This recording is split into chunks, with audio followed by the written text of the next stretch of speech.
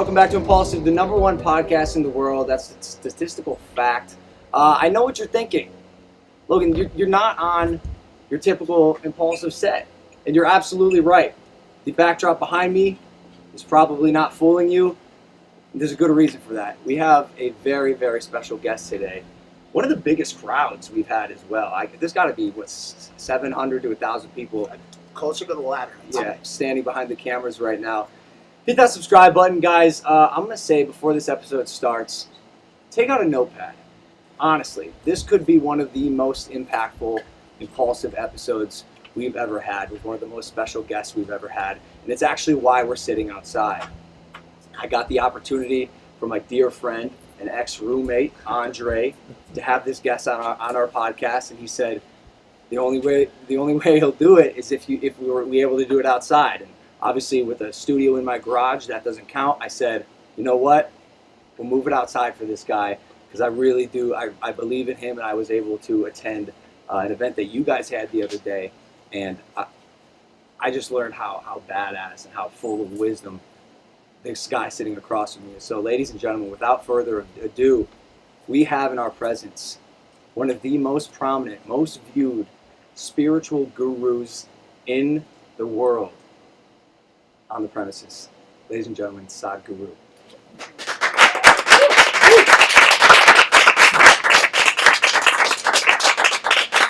My maid, Maria, found out you were coming.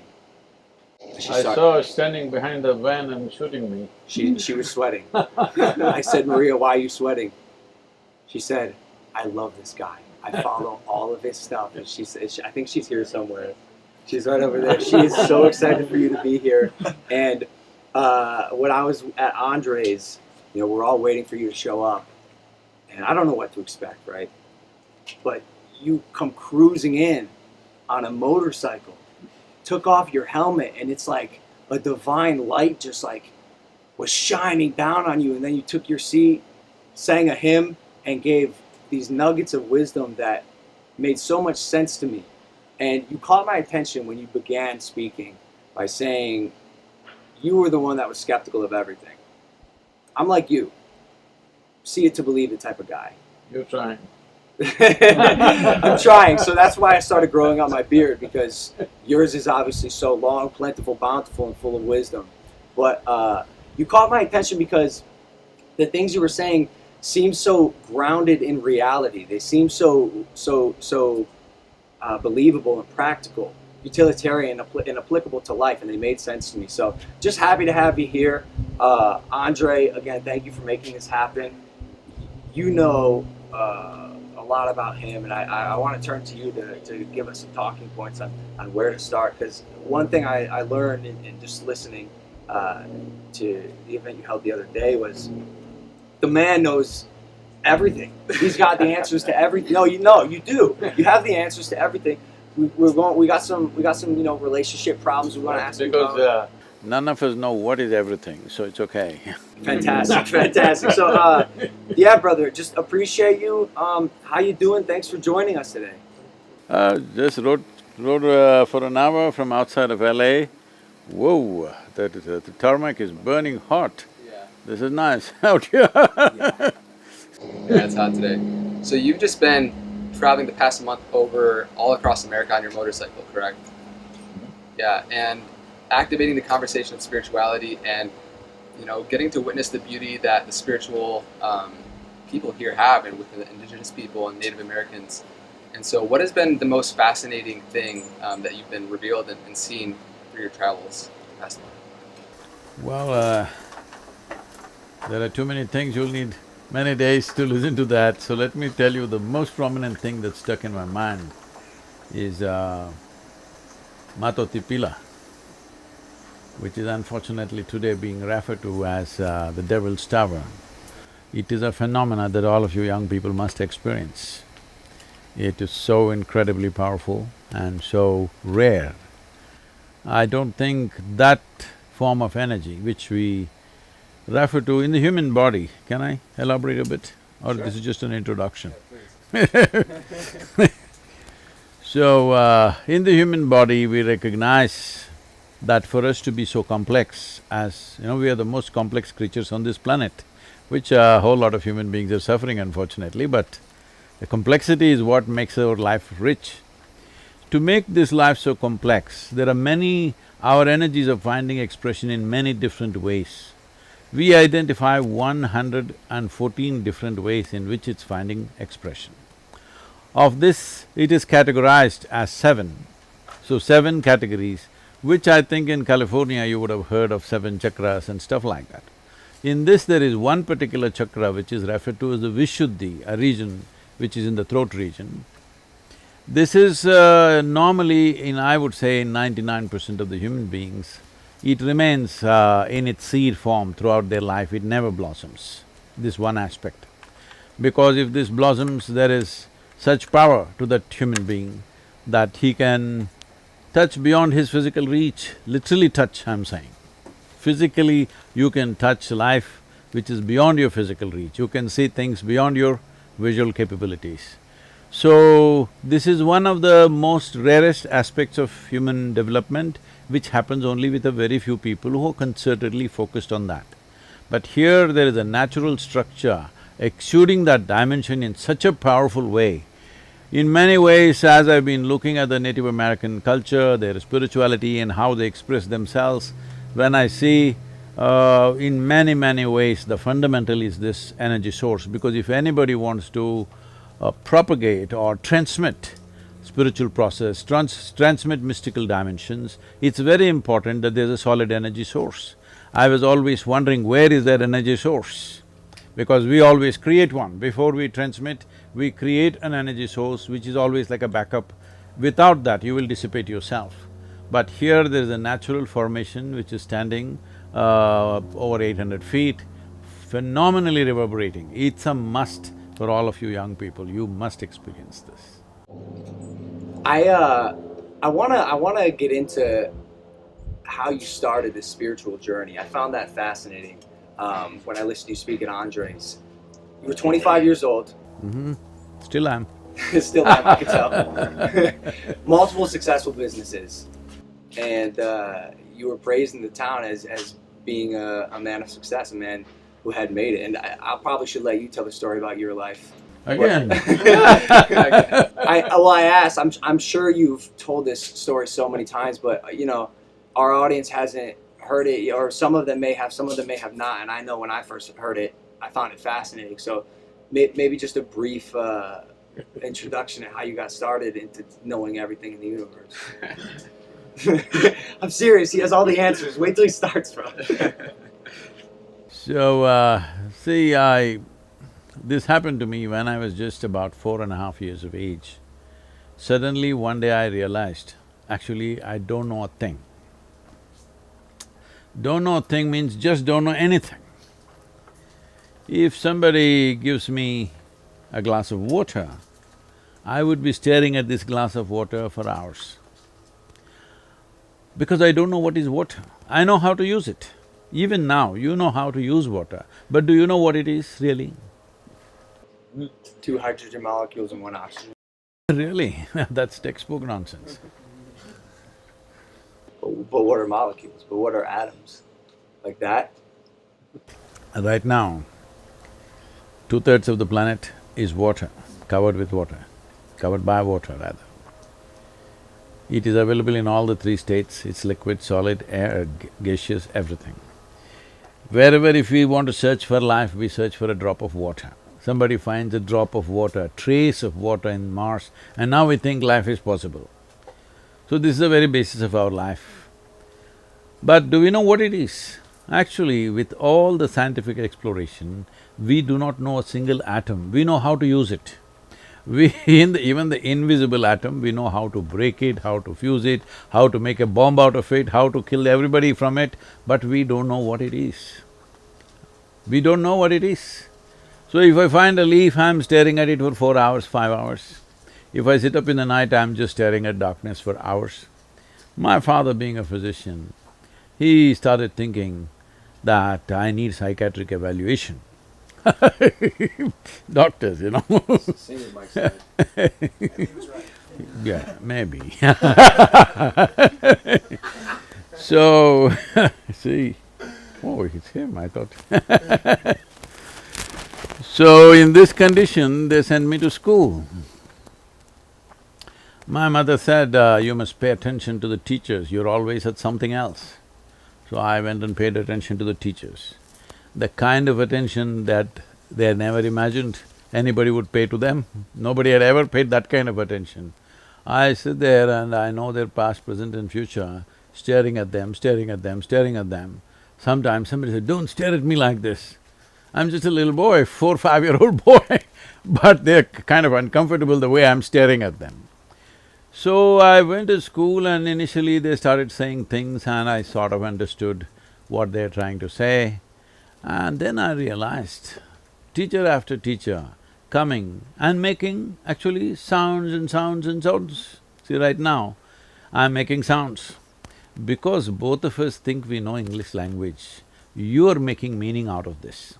Suppose I start speaking in any one of the Indian languages, they will be just sounds for you, isn't it? We're just making sounds. This language is a conspiracy between two people. I make this sound, you make that meaning. I make that sound, you make that meaning, you know? This is the whole thing. So I stopped making meanings and just started listening to the sounds. And every 45 minutes a new teacher will come and make sounds and sounds and sounds. It became very amusing and a big smile spread on my face. But they were not amused at all. So I saw that there was no point and I went to school only when it was absolutely necessary. The rest of the time I had more interesting explorations in the world. So one day it happened, now about 11 years ago, this school where I studied almost 45 years ago or more, they came to invite me for their 125th anniversary, school anniversary. I said, see, please, why me? I was not just a bad student, I was not even a student, I only came when it was absolutely necessary. Why me? They said, see, our school has produced ministers in the cabinet, our school has produced sports stars, our school has produced cinema stars, but you are the only mystic, so you must come. I said, okay, and I went I went there and stood up in the quadrangle to speak. I looked around, same oppressive buildings. And then I looked at this particular room and then I remembered, I was around 12 years of age. One afternoon, because at that time I'm in this condition, I don't know anything. If I pay attention to something, I can't take my eyes off it. I'm just looking at it, still trying to figure it out, what is it? So they can't get my attention. So he asked me a question, something. I just look at him. I don't even hear the question, okay? I hear sounds, I don't make meanings out of it, something.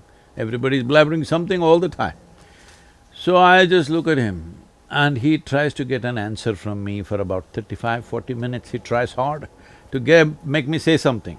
When I don't know anything, what is there to say? So I was in that condition at that time. For many days I wouldn't speak.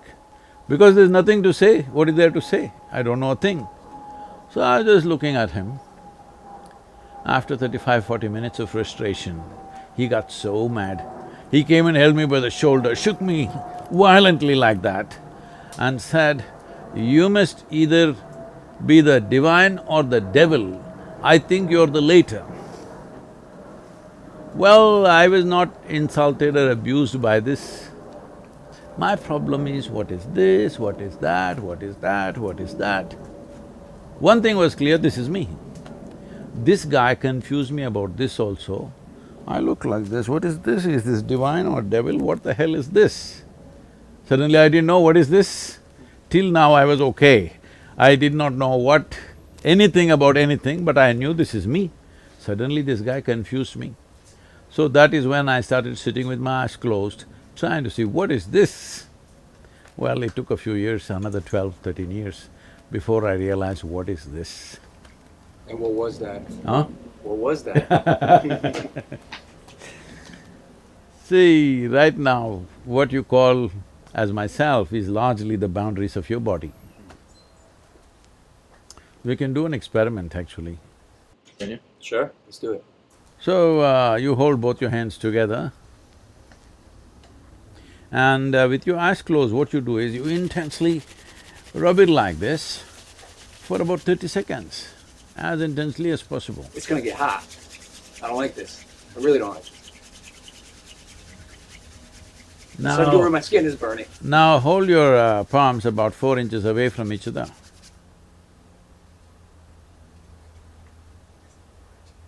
Something happening between them?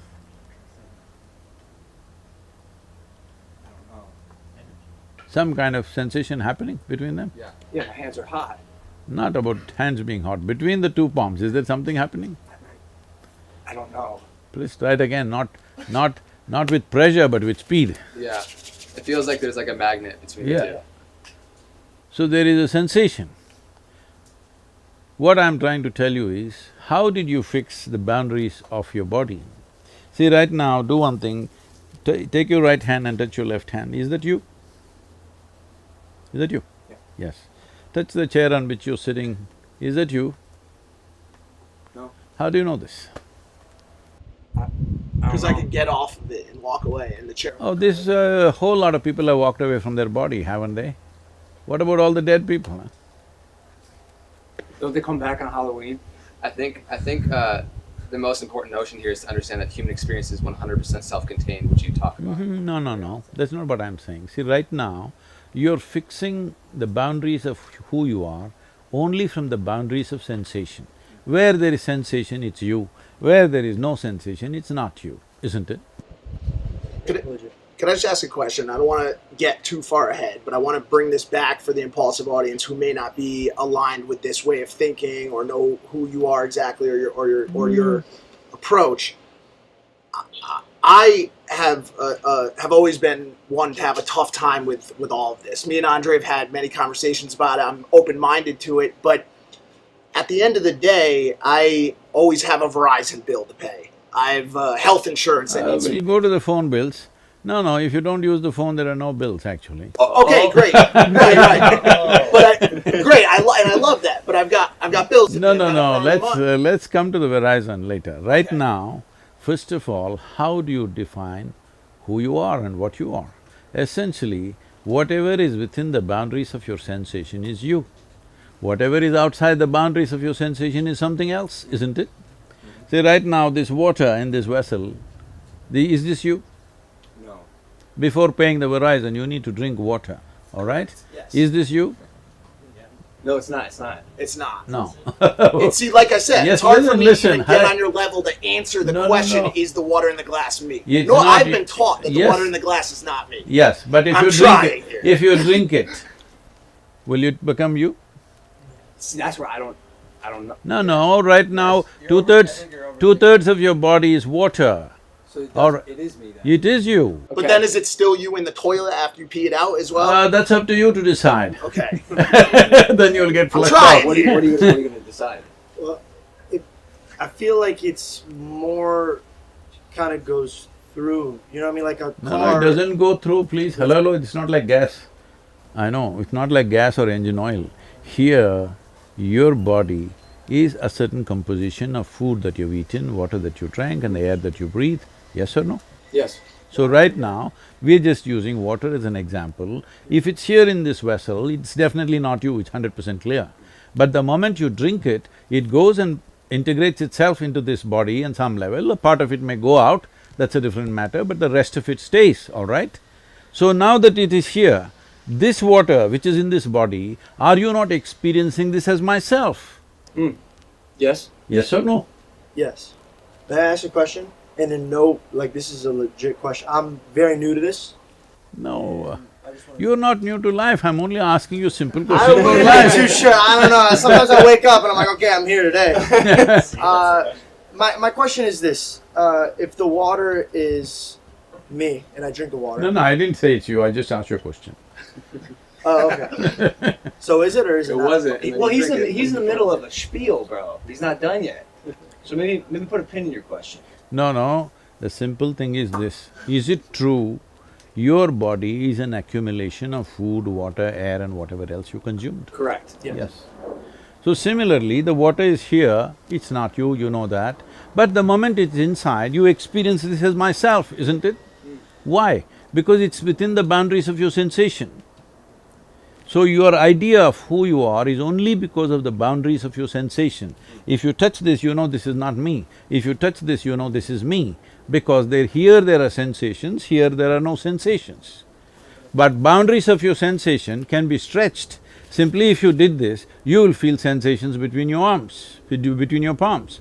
Well, you have heard somebody had an unfortunate incident and they chopped off somebody's leg, and still the experience of leg is still there, though the physical leg is not there, because there is a sensory body. As there is a physical body, there is a sensory body. This sensory body, how large it is depends on how intense your life energies are. If your life energies are very effervescent and intense, your sensory body becomes larger than your physical body. Why everybody is rubbing each other all the time is because they want to experience somebody else as a part of themselves. If your sensory body became as large as this space, you would experience everybody here as myself. This is what you're thinking is love, this is what you're thinking is sexuality. All that's happening is your sensory body, because of a certain moment of exuberance, has expanded. Because it's expanded, somebody feels like they're just a part of you at that moment. So now, what yoga means is, you make your life energy so exuberant, it takes some work. You make it so exuberant, if you sit here, the entire universe is a part of you, because your sensory body is stretched like that. So your whole experience of life as to what is you and what is not you is determined by where there are sensations, it's you, where there are no sensations, it's not you, isn't it? Correct. I'm on board. Everybody is. You have no choice. Where I was going with that question, and I'm trying to phrase it the right way, is Just change the phone company. leave the phone, forget the phone company, we don't need phones, right? I guess Anyway, in half the country, that phone company doesn't work. Right, got it. Where I was going with it is just that I think to a lot of people that listen to this conversation, this is the conversation itself and the entire thought process is viewed by many people as a luxury that many people don't have the time, the ability to sit in and to understand, where does my life force end?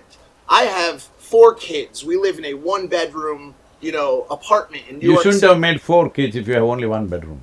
Right. a Okay. simple Okay. thing. Cool. Well, I get it. Now we're talking about the morality of parenthood. I get it. But what I'm saying is, people find themselves in circumstances whether they plan to be there or not, and life has a way of dictating how much energy we can devote to this type of extracurricular.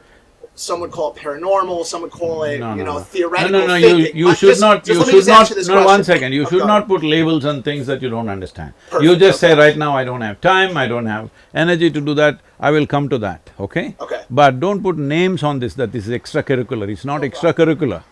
It is most fundamental to life. If you want to live a sensible life, it's important that you know at least what is the nature of your existence. Without knowing the nature of your existence, if you try to handle this, you will make a fool of yourself with the world. Right. So now that we know that, Got it. and you ran us through that, now that we know the nature of our existence… No, we don't. No, that's not how it works. That's what you always… I'm the water that I drank. No, you don't come to a conclusion like that. It is opening up one possibility. This is for you to wonder, what is the nature of my existence, which he thinks is a luxury. I'm saying it's like this. You want to handle something, let's say you want to handle this camera. You know nothing about it and you handle it. What will you produce, I'm asking? It's probably some horse shit. Yeah. Yes, that's what life is for most people, that's what he's saying. Horse shit. In one room they had 5 children. Why? There's one room, you should know what to do. I'm with you. I guess my question is, if I go to the grocery store, right, and I get to the register and I'm buying my lettuce and all of my organic vegetables, I get to the register and they say, that'll be $62.50. No, and I this explain to them, organic vegetable and all is too extracurricular, just buy it in Walmart. Okay, so I'm at the Walmart counter and they ask me for $62 and I say, but I have found out the fundamental principles of life and I have a life force that exists in between my hands when I rub them together. What I'm getting at is, how do you enthrall and ignite the masses to take part in this conversation about what life means? That's where I was trying to get to with this whole question. That's what I was taking the long See, route. I want you to understand, you're dismissing a whole lot of human beings as masses. There are no masses, there are individual human beings everywhere. If you have the patience, if you have the compassion, if you have the involvement, even if you go into the slum, there also there are individual human beings, there is no slum dwellers there. Hello? Yes or no? Yes. This mass of people, there's no such people. There are individual human beings. Every one of them is concerned about his or her life. Every one of them want to live well. I'm saying, if you want to use the camera well, the first thing is to read at least the instruction manual, even if you don't go for a training, isn't it? Hello? Isn't it so? So I'm just talking about the instruction manual for such a complex machine that's been given to you. The most sophisticated technology on the planet is this one, the human mechanism. Without knowing a thing about it, if you think you can handle it well, you cannot. If I can just interject here real quick, I think that for me, when it comes to spiritual seeking, it boils down to the question of who am I, right? What is the nature of my existence? And the pointing, right, is to understand who I am, I have to first understand who I am not. And so I feel like he was touching on, like, most people are so identified with their mind and their body processes, and they think that is them. And so I think what he was trying to do is give a distinction as to the separation of who you are and what your mind and body are. See, that is one aspect. First of all, I'm saying, if you want to conduct anything well, will you conduct it well if you know everything about it? Or will you conduct it well if you know nothing about it? Former. That's all. You want to stand in the grocery line, if you are smart, you will never stand in the grocery line. I have not stood in a grocery line for years. All right, for decades. Right. Why?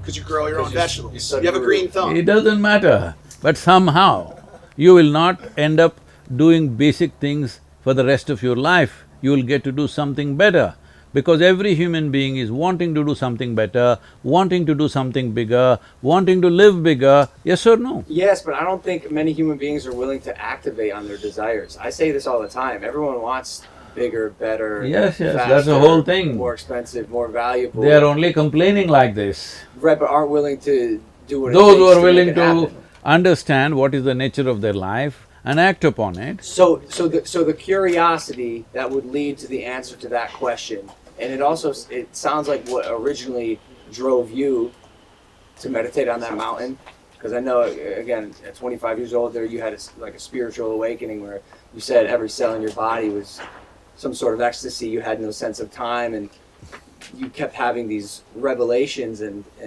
one time you sat outside for 13 days, and you opened your eyes. You thought it had been what I think you said 25 minutes.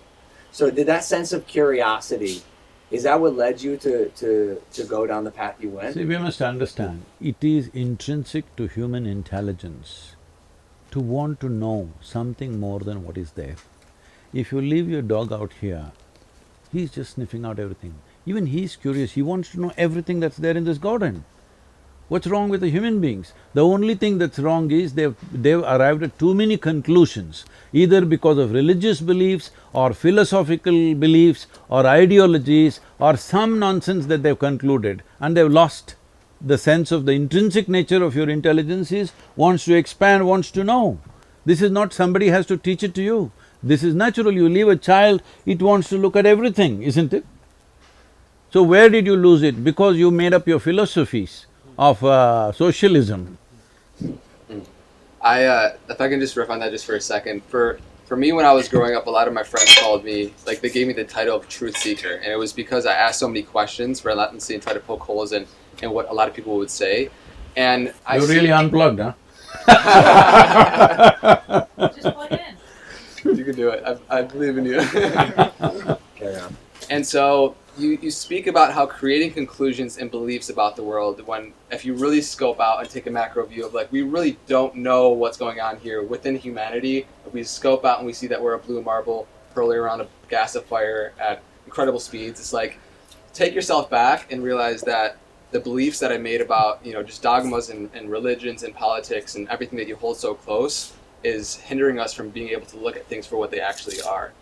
And so if you could just speak on how creating beliefs and conclusions about everything destroy our ability to seek, I think it would be very valuable. See, when you say, I believe something, what does it mean? I'll ask you a simple question, can I? Sure, of course. Extracurricular question. How many of you believe in God? Just raise one hand. Okay. How many of you believe you have two hands? Just raise one hand. Do you believe you have two hands? No, of course. One will do, one hand. Just to prove Yeah. it. So I'm asking you, do you believe you have two hands or do you know that you have two hands? Both. Really? Yeah. How is both? If you know you have two hands, where is the need to believe you have two hands? One follows the other. No. Why not? If you know something, why do you have to believe it? If I know something, why do I have to believe it? Yeah, you know it? I believe one follows the other. No. I believe the truth. I have two hands, that's the truth, I believe it. See, the word believe essentially means you do not know something, but you believe it is so. Sure, but you could believe and know something. See, I believe you are a good guy. What does it mean? So you don't know that. I don't know. And that's what I'm saying, I don't know. I don't know what you are, but I believe you're a good guy. Okay. I believed he's nice and I went to him and he was terrible. So are you saying forget about the belief and just No, stick I'm to not what we saying. know? But first understand the distinction between knowing something and believing something. Got it. So whatever we do not know, it is most wonderful of you and human of you to see I do not know. Because I do not know is a tremendous possibility. Tremendous possibility. The moment you destroy I do not know, your entire learning and expansion process has come to a cease. And this is what you're doing with your belief. That you believe this, you believe that. All these days people were saying, I believe God. Now they're saying in California, I believe in myself. I don't know what that means. Well, I believe in God, and I do know that there's a God. Hmm? So you're saying to sacrifice my belief? I am not asking you to do anything, I am asking you to look at the distinction between knowing something and not knowing something. But do you feel like this would be tricky for Christians, saying that I don't want to get into a religious debate here. All I am saying You brought up is, religion. there is… No, I am talking about belief, I didn't even talk about religious You belief. said other religions are nonsense. When? Like right before you got into this I don't room. think Was I don't that the think term said you that. used? Yeah, No. I promise. I could replay it. I don't Really? think Did he use that I don't term? think you can. You can say that. I didn't say that. I'll check it, but yeah, I promise. No, he He didn't goes, say yeah, that. but yeah, I promise. What, can I ask this? You believe that I said it. I did not say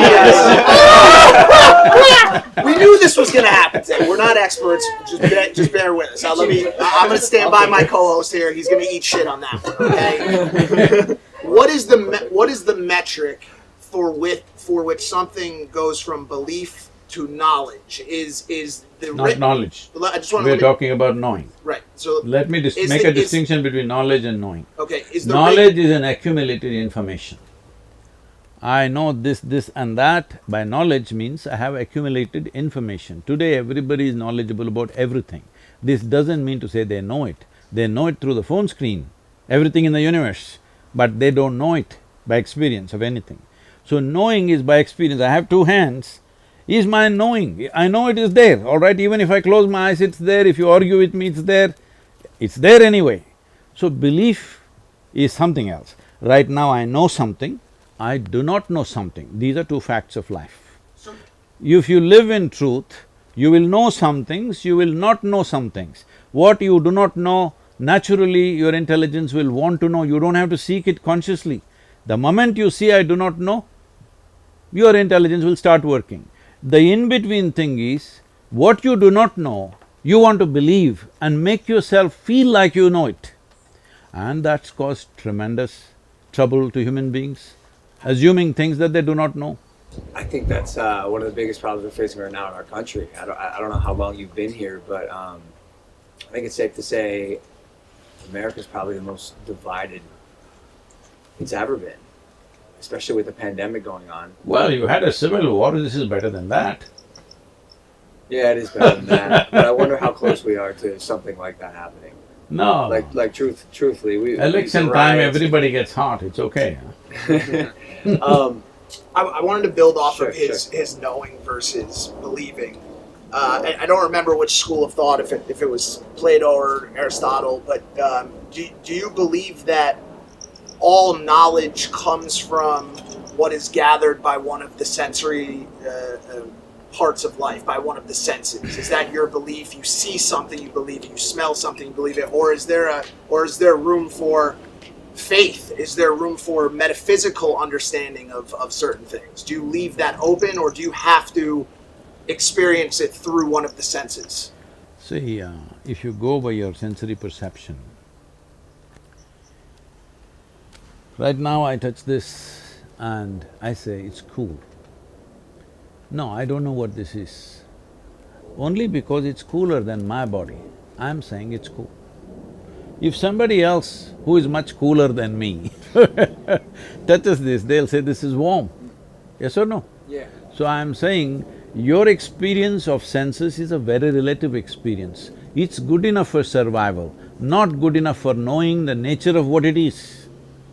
For survival process, you're seeing, hearing, smelling, tasting, touching, which is what you're saying. To go to the grocery store, all this is good enough. But if you want to know what it is, you cannot know through your senses. How do you know? I want to get into that. How do you find out what it really is beyond your senses? What's the practice that gets you there? It's not about a practice. First of all, see, if you want to cross a border, first you must get to the border, isn't it? Right now you want to go to Mexico, you can't go from here, you must at least get to the border first. So if you want to know, this is why I started with the border, but you went into something else. I said the border of your experience is sensations. If something comes and touches, it's a sensation. If you see something, it's a certain kind of sensation. If you smell something, it's a certain kind of sensation. Everything in your experience is sensation. It may not be sensational, but it is sensation. That is why we are calling them as sense organs. They create sensations in the system. These sensations are vital if you want to live in this world, if you want to survive in this world. Otherwise you wouldn't know anything. Suppose you had no ears, eyes, nose, nothing. Would you know what is here? Nothing, isn't it? Total blank. You fall asleep, what is happening? Your heart is beating, your liver is functioning, kidneys are functioning, everything functioning. Now they're telling you even your brains are functioning. But you don't know a thing simply because all the five gates of sensations have closed down, isn't it? So your experience of life is right now limited to sensory perception, and that is the reason all this confusion, because the nature of sensory perception is such, if you see this part of my hand, you cannot see this part of my hand, isn't it? So you always perceive everything in parts. Now with these parts you are trying to make a whole. It doesn't work like that. Right now, people's understanding of what creation is, what existence is, it's a trillion-piece jigsaw. But they find three pieces, put it together and they form something and say, this is it, I believe this is what it is. You can believe whatever you want. If we work hard enough on you from your childhood, we can make you believe any damn thing in the universe, just know this. Right. I agree with that. Is that a shortcoming of humanity? Is that because our brains have not developed to a point where we are no longer limited by what we see, feel, touch, smell, hear? Or is there a way to break that boundary, and have you done it? See, human brain, there is nothing deficient about it. The deficiency is people are trying to operate without using the user's manual. They don't know a damn thing about their brains. That is their problem because they have lots of beliefs. They have lots of beliefs and beliefs and beliefs, so they can't use their brains. But the moment you see, I do not know something, do you see your brain starts working in a certain way? I think saying I don't know is one of the most powerful statements in the It starts exploring immediately. It's through exploration. You have come to America, I'm saying, isn't it? People came to America because of exploration, not because they believed. Nobody believed there was a land here. They thought they were going to India. Yesterday somebody asked me, what is your experience of, that Columbus landed in America and called the people here Indians, what do you think about it, how do you feel? I said, I'm glad he didn't land in India, but I'm sorry he landed here. You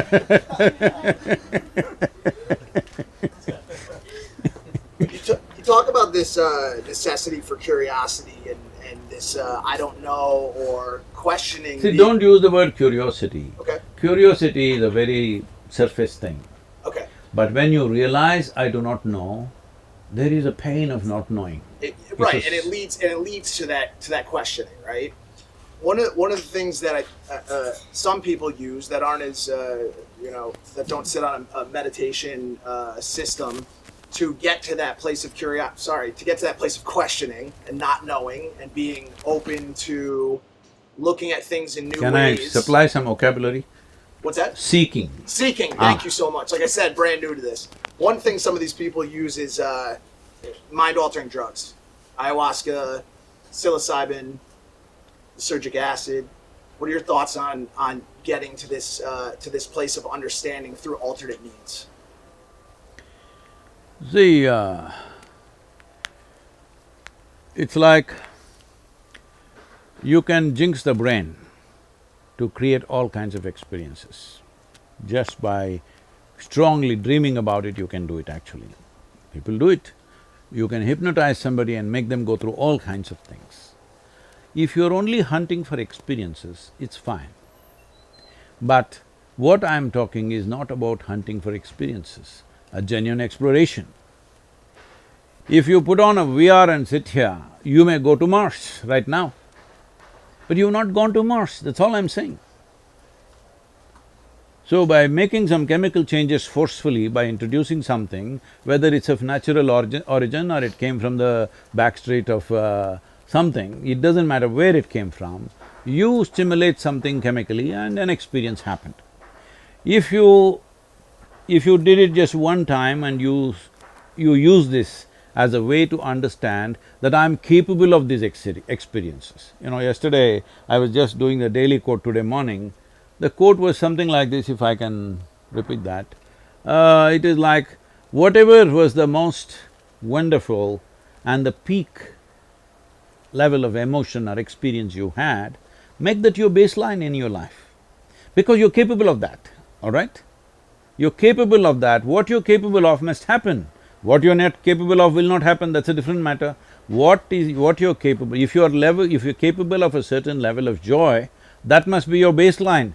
Now you will explore what's beyond. Now most people think these peak experiences happen only when somebody loves me, only when I pop this pill, only when I smoke this stuff. This is the wrong way to do it. If you used it just once to understand that my body and my experience is capable of reaching such a peak, and then you start living there, that's great. But every time you have to pop something and tomorrow you're sick, what's the point of that? Sadhguru, peace and happiness. I know I've asked you all, what do you truly want, right? What do you truly want in this life? And we, in the 3D material world, are chasing a lot of things because of the feeling that it's going to give us, right? And so peace and happiness seems to be the answer amongst a lot of people that I ask. And I hear you talk about how peace should be the fundamental baseline foundation in which you live, not the highest aspiration. And so if you could speak for people that don't have that peace currently within their life and want that to be the basis for their whole life, how can they do that? See, this is the most unfortunate thing in the world, that most human beings just do not know how to be at ease. They're not even at ease. Forget about joy, forget about blissfulness. There is no ease, they're all in this jangled state. And now they say, this is how human beings are. Doctors say because that's their business, pharmaceutical companies say that's their business. See, for example, United States, we are here in USA, so let's take this as an example. This is the most affluent country on the planet right now. Why does an individual person or a society or a nation seek affluence? In the first stage of affluence, it's a choice of nourishment. I can eat what I want. If I'm hungry, I'm thinking of money. Why? Because if I have money, I can eat whatever I want. In the second level of affluence, it's the lifestyle. I can live the way I want, I can do things that I want to do. So now in the most affluent country where there is a choice of nourishment and a choice of lifestyles like nowhere else, why are you spending $3.25 trillion as your health care? Something must be wrong with you. Hello? When you have a choice of nourishment and choice of lifestyle, why are you sick, I'm asking? $3.25 trillion is more than India's budget, all right? Annual budget for 1.2 billion people. So where do we go wrong? That's what we are looking at. No, it's not about greed. The problem is, without understanding, if you do not know how this camera functions and you use it, I'll assure you this is going to break down in 3 days. Yes or no? One who knows it, they may use it for a lifetime. One who does not know it will break it in 3 days, yes or no? That's all you're doing. No, it's not about them. You are in charge of your life, you don't know, think about this. Because you think by fixing the outside world everything will be okay. Because roads are done, bridges are done, airplanes are flying, you think everything is done. No. A human experience essentially happens from within you. Outside conducive atmospheres we want to create, that is there. See, it's like this. If you look at it, he articulated this in one way. Essentially, what is it that you want? You want pleasantness of the body. If body becomes pleasant, we call it health. Do you want it? So badly. Yes. If it becomes very pleasant, we call it pleasure. If mind becomes pleasant, we call this peace. If it becomes very pleasant, we call this joy. If your emotions become pleasant, we call this love. If it becomes very pleasant, we call it compassion. If your very life energies become pleasant, we call this blissfulness. If it becomes very pleasant, we call it ecstasy. If your surroundings become pleasant, we call it success. Only to create your surroundings in a pleasant manner, you need the cooperation of all these people. But for pleasantness of body, pleasantness of mind, pleasantness of emotion and energy, it is 100% your business, yes or no? Yep. So only to create pleasantness around us, we need… because there are many forces involved, we need help from them, we need cooperation from them. Otherwise anybody can make it nasty right now. But what happens in your body, what happens in your mind, in your emotion and your energy is absolutely your business. If you take charge of this, creating pleasantness in the atmosphere, you're at least competent to do it. Otherwise you're always at somebody else's mercy. Why everybody wants to meet the most wonderful person? Why? I'm asking you, why the hell are you not that wonderful person, huh? Why are you looking for that wonderful person to mess them up? Andre brought up something which is near and dear to me, and this is this fight or quest for inner peace. And you speak about this a little bit, and you speak about people's inability to understand and to not ask the right questions or to not seek properly. What are your thoughts on underlying mental health conditions as a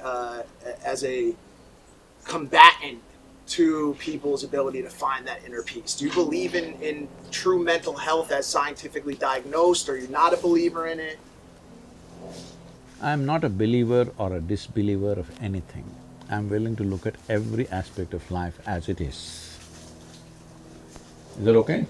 Everything's Because okay. Who am I to say that it's not okay? No, Sadhguru. because you're continuously coming back to belief, do you believe this, do you believe that? I don't believe a damn thing, nor do I disbelieve anything.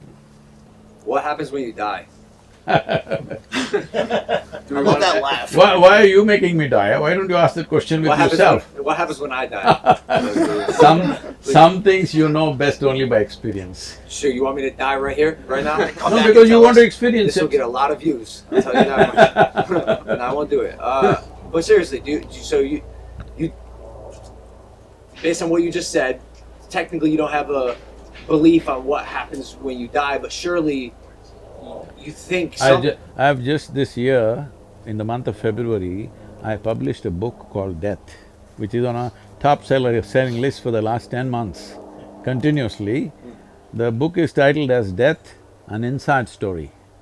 It's only for those who shall die. Great gonna marketing. That's gonna Great be plus marketing. how could they Everybody's read it? like, this book is for me. 100%. Of I'll take course. And it. You're a great marketer, Sadhguru. What happens when I die? Well, maybe not me, but like, does one go to heaven? well, which heaven you want to go? Because every religion has their own heaven. This is where it gets tricky. See, Now you've. I'll tell you, because you do not know what is in the heaven, let me describe it to you. Uh, in the Hindu heaven, food is very good. If you're a foodie, that's where you must go. In the other heaven, there are, long white gowned ladies floating in the sky. You like that means, you go there. That one's Mike's. I like food. In another place you will encounter virgin problems. If that's what you're looking for, you go there. But what do you have to do to go there? You got to die first. That's an important thing. When you die, depending on your culture, we will either bury you, burn you, cut you and throw you to the birds, do something with your body, because this body is a piece of this planet. When your job is done, you must put it back. If you've not done anything eco-friendly, at least this much you must do, put the damn body back. Some people are talking about going to Mars with it, all right? You must put it back, that is one sensible thing to do. I'm telling everybody in United States, I know I will become very unpopular. Why are you wasting cutting a tree when a man dies? At least plant a tree, because you make good manure. Have you seen those sacks? Yeah. Have you seen the seriously? Yes, I know. Tree pots. There's these sacks you can place your body in Yep. and a tree will grow. I know you don't need a sack also. In India, we just wrap them in a cloth with salt and everything and we put them there and plant a tree, all right? I gotta ask you, is Mars out of play? Like in the way of that you seek? How can I ask this question properly? Like if I get buried on Mars, is Mars out of play? Your body material, unless you want to be exported to another planet, this material you picked up from this planet, when your job is done, it's best to give it back because it's just a loan. Well, some girls say, Mother Earth gave you this body thinking that you will use it for your well-being and put it back when your job is done. You want to steal it and run away somewhere. well, some girl at Whole Foods once told me that I was just made of stardust. She was very convincing of it. She said, "We're all just stardust." All right. I guess she's wrong. Wait, I guess what I'm getting at is this, like… Let's finish this. Okay. So, these are all different offerings in the heaven, Sure. but this thing is you must die first. When you die, we put your body here no matter what. In which form we put it somewhere, either in a sack or a box or whatever, we put it here.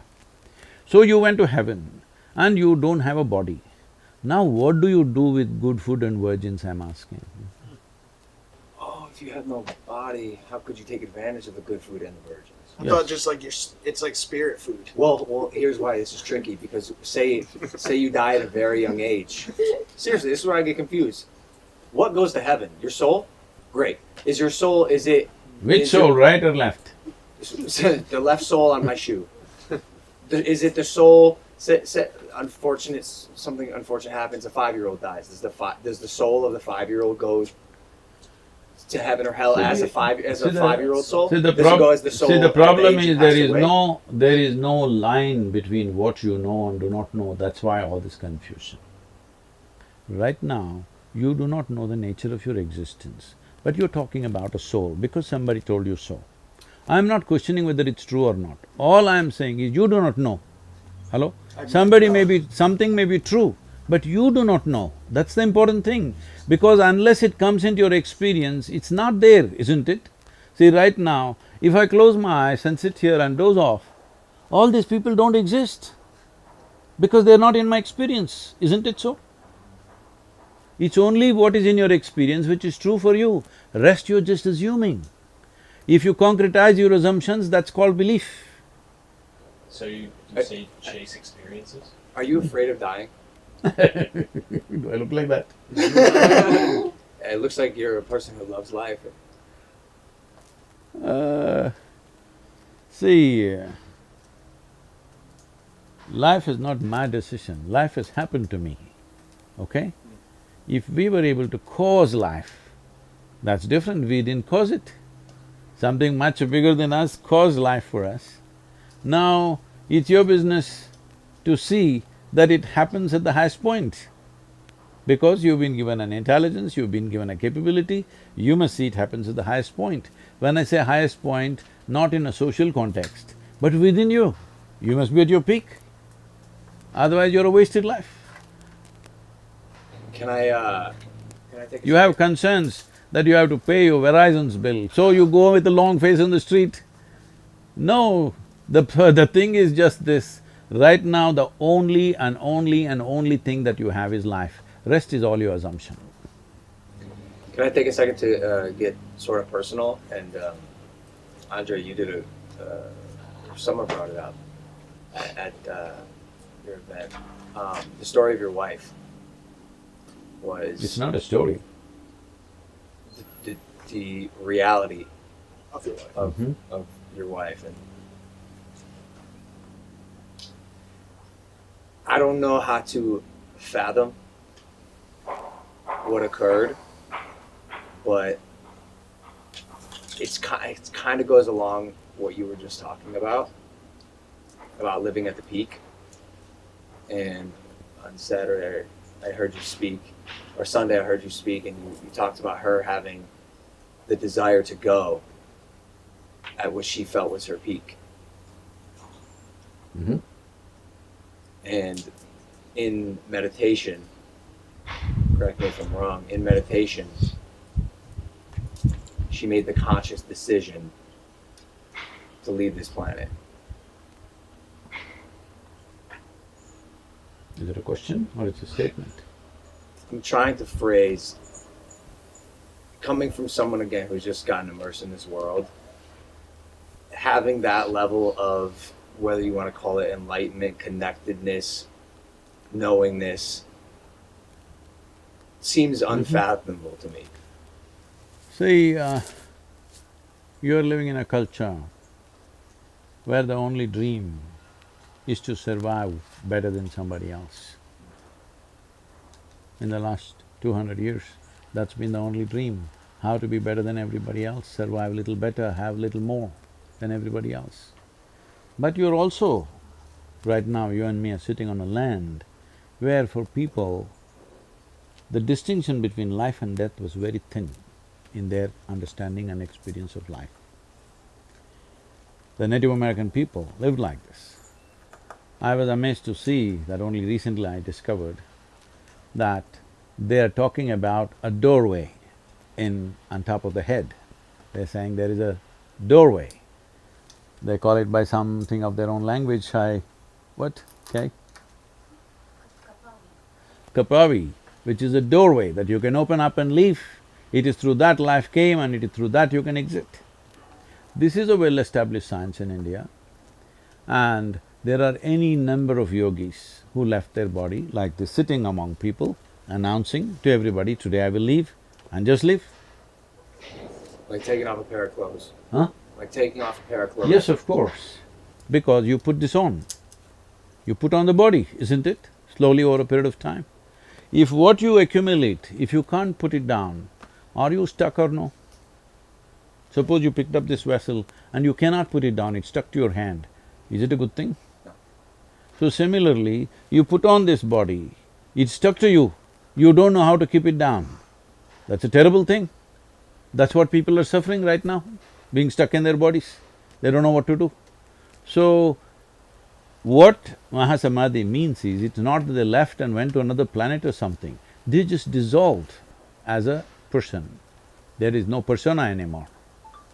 So it's a different dimension of life. I think this is too light and uncommitted atmosphere to debate or discuss such a thing. If you're interested, I will talk to you in a different kind of atmosphere where there would be better understanding. And above all, I don't want to casually discuss my wife with a whole bunch of people who don't understand what it is. Who don't understand Yeah, what it absolutely. is. That's totally fair, yeah, absolutely. Sure.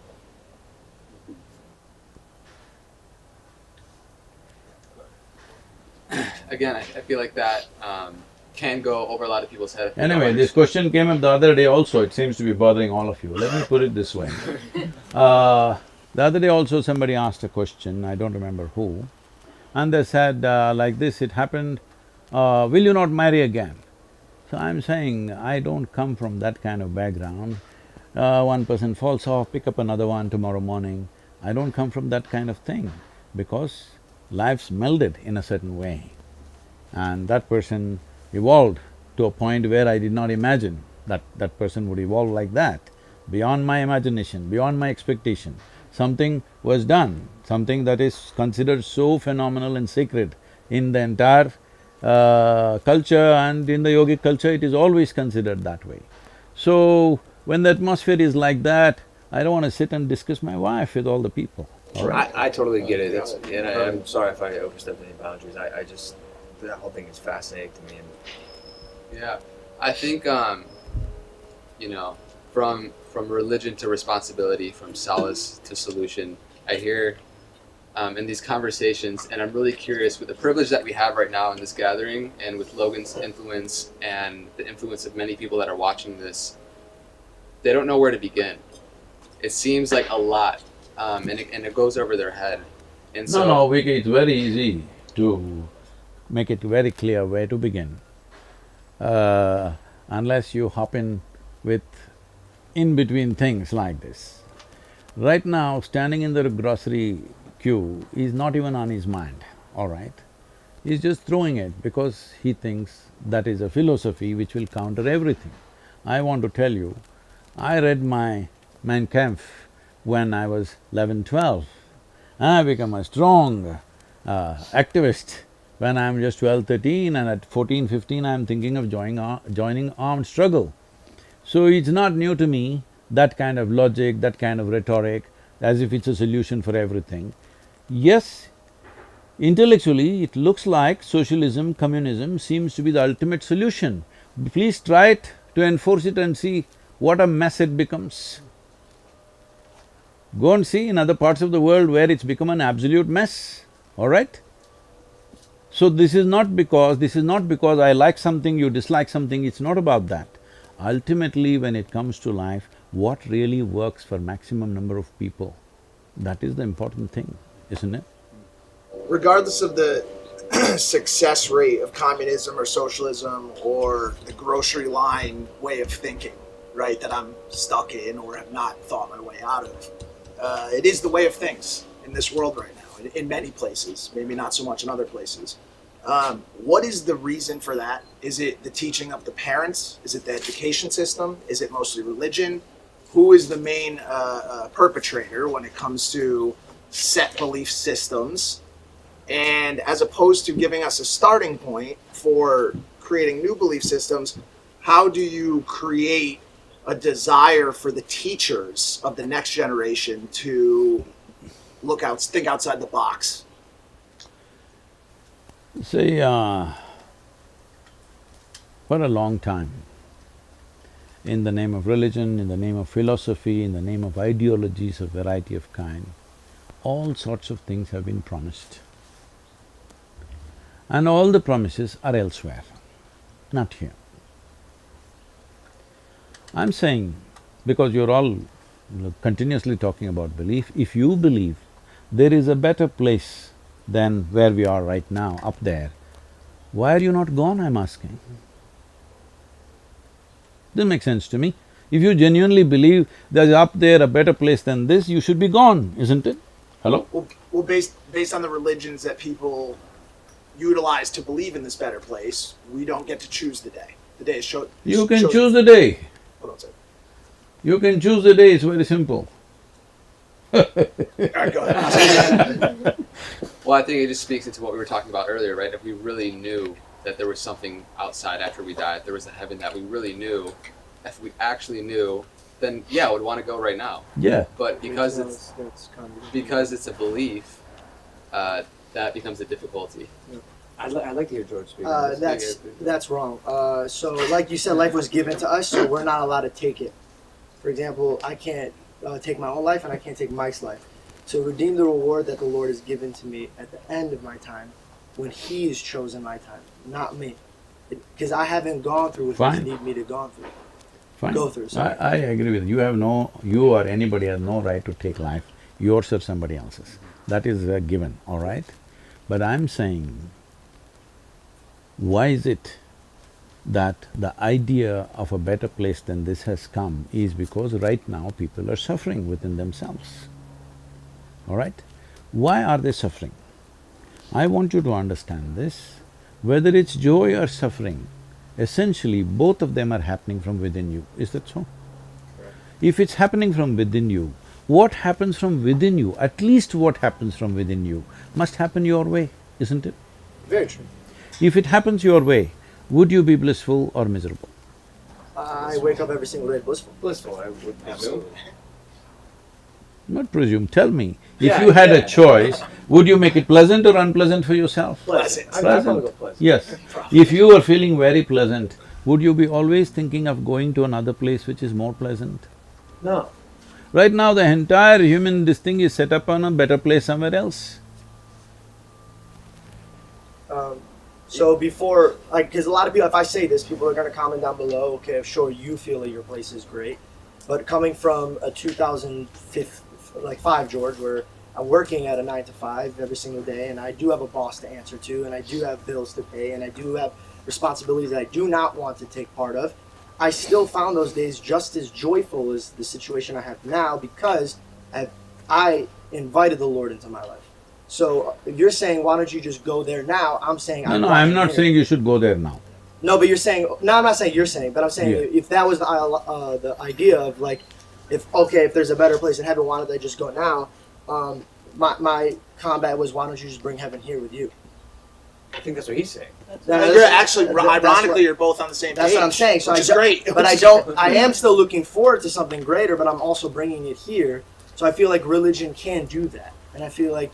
See, I've never said a word, I don't know from where you're getting this, I have never said a word, this is it or that is it. All I'm saying is, instead of simply seeing what I do not know as I do not know, you're making up things in your mind. Now, is it true that major religions on the planet, unfortunately, are on a collision course all the time? True. True. Why? Because I believe one thing, you believe another thing. After all, it's just belief, why don't we change it? The way it works. Because belief means you made it up. I think just the respect of you have your beliefs, I have my beliefs, we could still be on the same planet. But it's not worked, right? I mean, we're Millions still and growing. millions, hundreds of millions of people have died in the last 500 years Yes. because of my religion versus your religion. Is that a fact? True. Yes, and I want you to believe, I want you to know this, that all these people genuinely believed that they're doing the right thing when they killed other people. They believed 100%. Right now, that man who goes and explodes himself somewhere, he believes… See, anybody who stakes his life for something, you can't question his integrity, isn't it? I'm willing to throw my life for something, I can question it. It depends what you're doing it for. Yeah, I'm doing it for my God. Who's different than your God? Do you see what he's saying? Yeah, but true. But if your God interferes with my life, then So what you just described is why they're… See, exactly that's what I'm saying. I Your want beliefs should you stay to on your side. understand, every religion starts off with this. If you worship the false gods, you must… what terrible thing should happen to you? So, that has been the basis, unfortunately. What you think is right is this is absolutism, that you think this is absolute, everything else is not okay. I'm saying, the thing is, the most fundamental thing is, if you're truthful, if you're sincere about your life, what you know, what I do not know, I do not know. If you really look at it, you hardly know anything about anything, that's a fact. And just when you're walking on the street, if you do not know how you walk on the street, if you think you know how you walk on the street, is there a difference? You're a bulldozer when you think you know what… everything. When you don't know, you are a humble, nice, wonderful guy, isn't it so? Depending on what arena you work in, being the humble, nice guy may not always be the winning tactic. How do you bring that humility into the sales world, into the stock world, or should those worlds cease to exist? Sadhguru. You're talking to me like I'm living in some Himalayan cave and I've just come out. I want you to understand, I'm running an organization with over 11 million volunteers, with variety of activity across the world, all right? With various active projects which are every day have to be done, and businesses that have to be run, and the people on my hands all the time. So I'm not coming from a cave where I have no responsibilities, I have no nothing, I have nothing to manage, I'm sitting here and talking la-la land to you. Come on. So I guess what you're saying is, these exercises, these practices, this seeking is something that could be layered into the lives of just about anyone. Please tell me this. I'll do my best. It doesn't matter what kind of job you're doing, even if you're a soldier fighting a war, would it help to be very balanced, sane, joyful? And then you will do, even if you have to kill, you'll only do it to the extent you have to, nothing more, nothing less. Right now, people are taking pleasure in doing what they're doing, isn't it? Something has to be done sometimes, unfortunately, if the situations force you to do it, but you will do it only to the extent it's necessary. But if you are not in that state, if there is a certain level of angst, there is a certain level of anger and hatred in you, you will do things beyond the limits of what should be done. This has happened all over the world. In the name of nationhood, in the name of religion, in the name of race, in the name of caste, creed, every kind of thing, in gender, every kind of thing. People have done horrendous things. Why? Because they believe this is it, that is it, absolutism. If you see I do not know, you will walk gently. Absolutism is the devil. Can I say that accurately? You're getting religious once again. Absolutism, no good. The worst. I have a question. Never taken a sip of alcohol, right? Huh? You ever taken a sip of alcohol? I don't need to because I'm always drunk. Let's go. Ever smoke weed?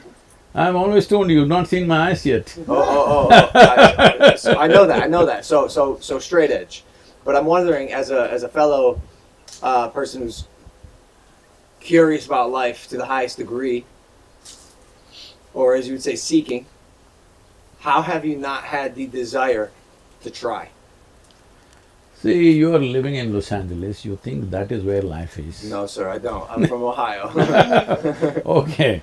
Ohio also I heard a lot of overdoses last 2 months. Yeah. So, see, you are living in a certain society, you think this is the only way to explore. I came up in a place where I made sure I'm not influenced by anything, either whatever the religion around me, the family around me, the community around me, the politics around me, I made sure none of those things influence me. If nothing influences you, I keep telling people, see, I'm absolutely uneducated. They think uneducation means not going to school or college. No, uneducated means you did not pick up any ways of anybody's. You're simply the way the life is. Because your life, everything else is assumed. If you have experienced the nature of life that you are and the source of life which is also throbbing within you, why would you try picking up leaves and weeds, huh? Aren't you curious? I know what you know through the weed, I know 1,000,000x over that within myself. So why will I be curious about something like that? Do you play with the teddy bear every day today? No. Yes, he does. Why are you not… He 100% does. Sadhguru. Are you not curious how it feels, the child loves it so much? I went through the phase. I experienced it and That's decided… what, when you were a child it happened, right? Right. So I'm saying I grew up when I was 4.5 years of age. But even like the nature of psychedelics and the mind-opening experiences There that you are… have. see, right now, these 11 million volunteers have gathered and nearly 1 billion people are in one way or the other touch with us. See, I'm not selling tickets to heaven. I'm not offering miracles, pulling out gold chains from the sky or something like that. No miracle, no tickets to heaven, no anything. Why do you think they're gathering? Because I'm giving them dope. You're No, selling listen, drugs. listen, no, don't Real stop dope. it there because it'll be dangerous. I'm giving them dope that no drug dealer can give them. If they close their eyes, they are gone. I know you're big on semantics. Huh? So semantics? It is not semantic. Well, you're saying dope, and it's not actually dope. It's not weed. So what is it that you're selling? Like, what is your mission? What's your… Well, there is a lot of scientific research which says there are millions of cannabis receptors in your brain. You think they're waiting for you to smoke weed? I don't know. But they are there, that's a fact. So obviously, the system must have something to provide that possibility within the system. It is not that you have to go and pick something somewhere. It is here, because this is the greatest chemical factory. If you knew how to manage this, you wouldn't be in the back streets. You would make it happen here. Getting high off life. Huh? Getting high off life. Look, Yeah, look, that's I the understand- I understand. I'm just saying, like, I'm also a fellow curious person, and I had the thought process that I cannot die on this planet not knowing what a psychedelic does to my brain. I've refused. That's something I wanted to try before I died, and I did. And I'm just wondering, from a fellow person who is seeking, how that See. doesn't titillate you in some way. See, the thing is this, right now, we are all sitting in the same place, breathing the same air. Probably we eat similar food. At this moment, what is happening within me, how I am, I will not exchange this for anything in the universe. You give me the world, I will not change it. That's how big it is. If that's happening within you, you won't go pick weed, that's all I'm saying. Okay, so I'm lacking. So I'm curious because I'm lacking. You No, don't if have- weed or whatever else gave you a little experience, you must understand, weed cannot experience, it's you who experiences. Weed might have stimulated some experience within you. Whether it is stimulated from outside or inside is the only question, right? If it is from outside, it always has a flip side of negativity to it. If it happens from within, when suppose there was… see, people are drinking alcohol. If there was no hangovers, if there was no liver burning up, whatever, they would be drunk all the time. If you could be too fully drunk and fully alert all the time, would you do it? Everybody, I would advise them, drink alcohol, okay? Right now, that's all I'm telling you. There is a way where you can be fully stoned and fully conscious at the same time. I believe you. You're also much wiser. You don't have to believe Everyone me, here. you just have to check out my life, how I live. But I'm saying, surely you are in your early 20s, and I know, like, you grew up in the 60s. So before you had the spiritual enlightenment, there wasn't a part of you that… Well, he said he aged at 4. 4 So, years old. so you're saying that us intoxicated, we're at a level of here, but you sober are here, and you're teaching people that, and from your past conversation, you're saying that if you wanted to try it once to tell your body you could be here, that's fine, but if you're going to consistently take it here, that's wrong. You shouldn't be using a substance to get you to happiness. See, the choice is this. Suppose, let us say, the compound wall of this house is 25 feet tall. You've not seen anything outside of this, you always lived here, it was quite okay. But one day you went on a trampoline and jumped up and you saw there's a whole wide world out there. But for a moment and you came down. You again want to leap? This is addiction. You want to leap and have a little glimpse, So, what we do is, we don't put you on a trampoline because we know you will fall back. We teach you how to build a ladder. Nothing romantic about it, nothing exciting about it, building a ladder. You build a ladder, climb across the wall, the job is done. Why do you… What if I told you that acid acid… made there be no wall? What if I told you that acid knocked that wall down into a pile of rubble that you never had to climb a ladder over ever again? That's not true. My question is, why build the ladder if you never experienced the trampoline? See, the thing is, that's what I said. It is not because somebody tasted a drug or somebody has got some teaching, somebody believes in a scripture or in a religion that they're looking. It is intrinsic to human intelligence to be wanting to be something more. That something more, if it finds very physical expression, we call it sexuality. If it finds emotional expression, we call it love. If it finds mental expression, we call it conquest or shopping or whatever. If it finds conscious expression, we call it yoga. This is not decided by you, this is the nature of life, it wants to be something more. How you choose to see… if you know only money, you're thinking more money. If you know only these kind of experiences, you're thinking of more experiences. If you know love, you're thinking of more love. If you know knowledge, you're thinking of more knowledge. Whatever you know, you're trying to hit the peak with that, right? How do you know you found the one? Love. Found the… How do you Found know the you one, a found the partner. one? The right the partner. right partner in life. Oh. I love that laugh. Answers. I want to laugh like that. One day. It's amazing. Do you need a beard to laugh like that? You have to. You have to have it. You could probably start laughing like that. I'm close. Anyways, So anyway, this is not United States, nor is it 2020. This is 1990, and this is India, where things don't happen like how it happens here. Yeah, but that's all. I just looked at her, and in 3 days we were married.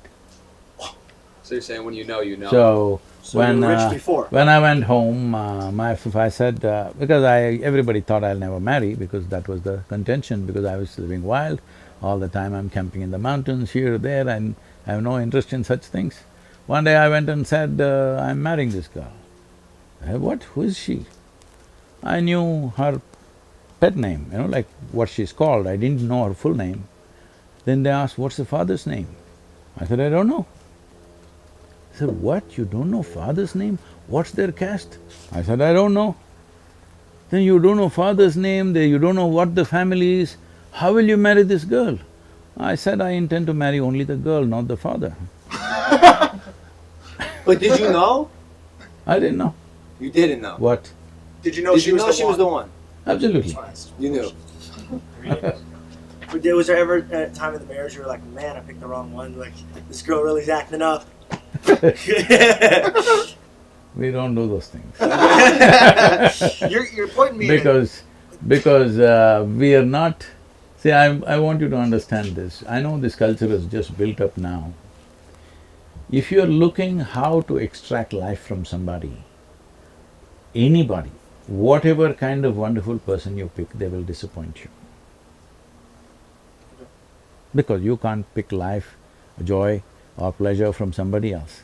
If you're seeing that your life is an expression of your joy and you're seeing always how to do the best for the other person, it never will happen to you that, oh, did I pick the wrong one? Did I do this? Did I do that? So tomorrow suddenly you think this is the wrong tree and cut it off and put some other tree? That's stupid.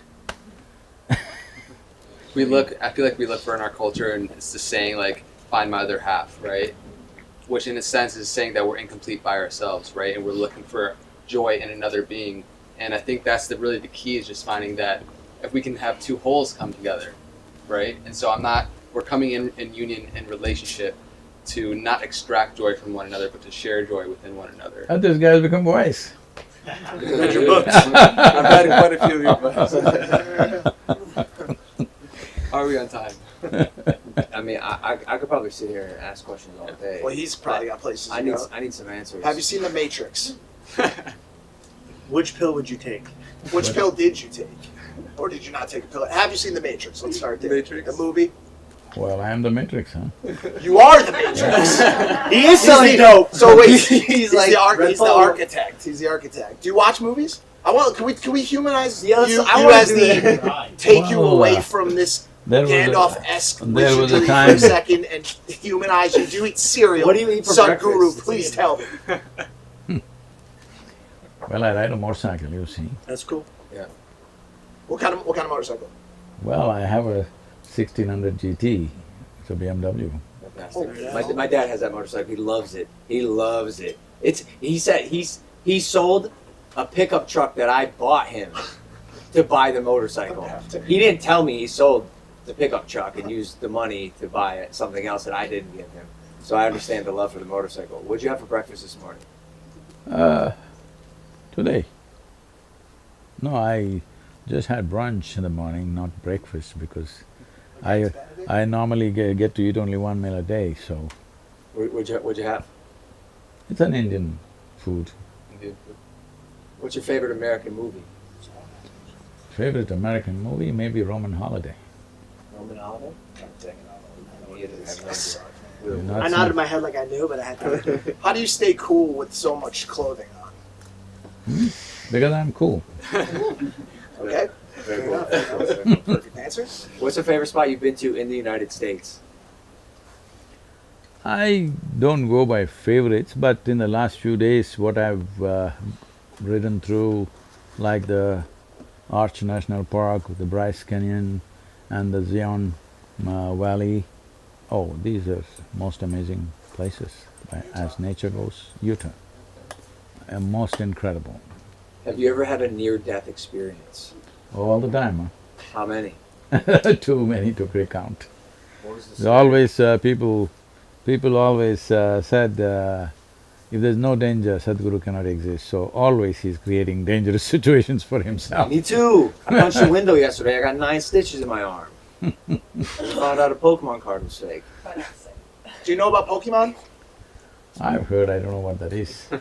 It's a good investment. It's a good So I investment. think good we have investment. time. I think we have time for one more question, just due to Sadhguru's time. Again, I can't just like the privilege that we have here with this platform with Logan's audience, and the millions and millions of followers and people that will watch this. Is there something that advice or something that you see in Logan that you think would be most beneficial that would impact people in the most positive way? I know there are many things. Well, compared to a lot of people, he's very alive. If he channelizes that well, the good possibilities. But in the mode that you guys have taken, I don't know whether you guys will channelize now or much later in your lives, because life is a combination of two things, a certain amount of time and certain amount of energy. Time is rolling away. You do something, you don't do something, you're happy, you're unhappy, tick, tick, tick, tick, it's going away for all of us, it doesn't stop for any of us. We cannot say, today I didn't use it, let me roll it back. There's no such thing. Time is just rolling away. So the only thing that we can manage is our energy. Our energies we can manage in such a way, either it is, makes your life very profound. These are two aspects when it comes to life. One thing is to make your experience of life very profound. Another thing is your activity must be impactful. I think you guys are overly focusing on your activity being impactful, not invested on making your life profound. Because right now you think acid will make you profound, smoke will make you profound. Well, it gives you a facade. I didn't say that, I asked you. All I right. asked the question. All right. So I'm saying it doesn't make your life profound. In fact, it makes you frivolous, and it is also possible. I'm telling you, during my time, I'm saying when I was in university, 13 of my friends, over a period of 7-8 years, 13 of my friends died. Some to drugs, overdosing, some riding motorcycles too wild, not knowing where the limit is, trying to ride like somebody else, all right? You can ride to your limit. You can't do what somebody does. Somebody else may be doing something else.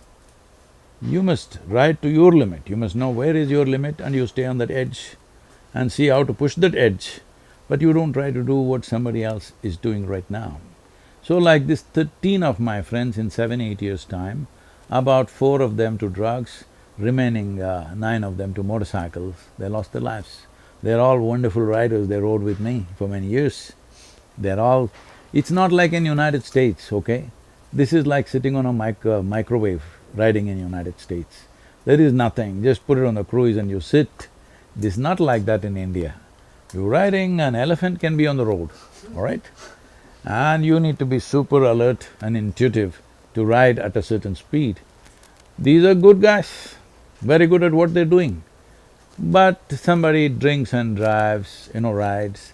Somebody thinks he can smoke and then ride, smoke up and then ride, like these kind of things. Or somebody, at any cost he wants to go ahead of somebody, whatever. Essentially not calibrating your energies right. Those who died, died. Many others, they became accountants, they became lawyers, they became something else. They're all my age now. When I look at them, they're all successful people. They got money, they got wife, they got kids, all this, but no life in them. So this guy has got some life. Let's see how he handles and manages his energy, because time will run anyway, whether you like it or you don't like it. Today gets over, tomorrow happens, tomorrow gets over. It's happening to all of us. So these are the only two ingredients you have, time and energy. What you make out of your energy is the profoundness of your life and also the impact of your work. Please, all of you, make that happen for yourself. First and foremost thing is life should become profound in your experience. Then how you impact people, you don't have to worry. Whichever way you do it, it'll be for the best. But if you live on the surface and try to impact people, sometimes you will do good things, sometimes you will do terrible things to people, maybe with good intention, because most horrible things on this planet are done with best of intentions, not with bad intention. Sadhguru, thank you for blessing us with your wisdom today. Can we get a round of applause for Sadhguru, everybody? Thank you very much.